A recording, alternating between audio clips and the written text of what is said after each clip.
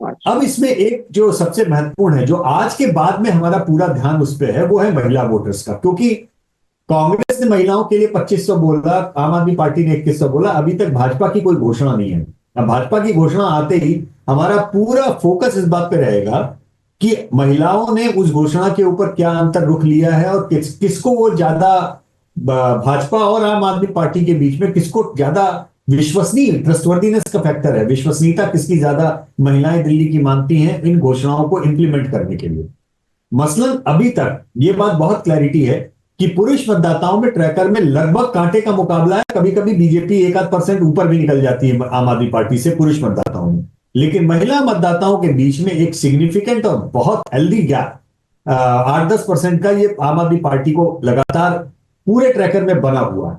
अब अगर ये पूरे ट्रैकर में बना हुआ है तो महिलाओं की स्कीम अब जब लॉन्च होगी बीजेपी की, आज अगर आजकल में जब भी वो घोषणा करते हैं, तो हम केवल और केवल महिलाओं के बीच में एक अलग ट्रैकर करना करेंगे अब से, ये देखने के लिए कि उस स्कीम का कुछ इंपैक्ट हुआ क्या, वहां पे वो गैप कम हो रहा है। अगर तो वो गैप वहां पर कम होता है तो मुकाबला फंस जाएगा अगले 15 दिन में। लेकिन अगर वो गैप बना रहता है 15 दिनों तक, तो मुझे लगता है कि आम आदमी पार्टी की सीटें भले ही कम हो जाएं, लेकिन शायद शायद सरकार बनाने में फिर से कामयाब।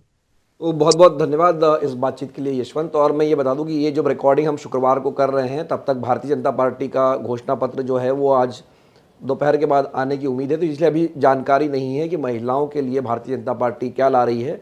और जैसा कि यशवंत ने कहा कि अभी महिलाओं के बीच आम आदमी पार्टी के पास एक बड़ी लीड है। पुरुष मतदाताओं के बीच में दोनों पार्टियों में कड़ी टक्कर है, बल्कि कई बार बीजेपी आगे भी निकल जा रही है।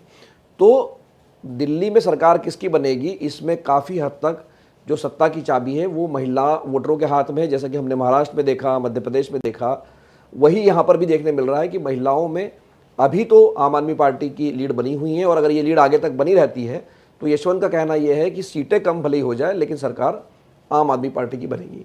एक और बात यशवंत मैं आपको बताना चाहता हूँ कि जो मैंने जब अरविंद केजरीवाल जब नामांकन भरने गए थे तो उन्होंने अपने साथ में महिलाओं का मोर्चा या जुलूस लेके गए थे।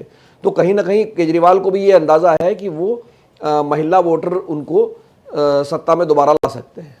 केजरीवाल साहब को भी पूरा अंदाजा है और बीजेपी को भी पूरा अंदाजा है।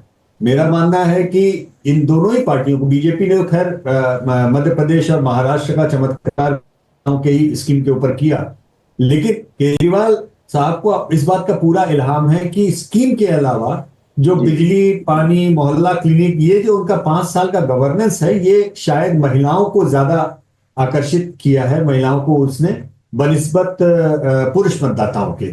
तो यहां से अगले 15 दिन की लड़ाई आप लिख के ले लीजिए मिलिंद, ये केवल और केवल महिला मतदाताओं की बात करने, उनको रुझाने, उनको अपनी ओर आकर्षित करने और उनका टर्नआउट बढ़ाने की के खेल के ऊपर पूरा 15 दिन की पूरी ताकत दोनों पार्टियों की यही रहने वाली।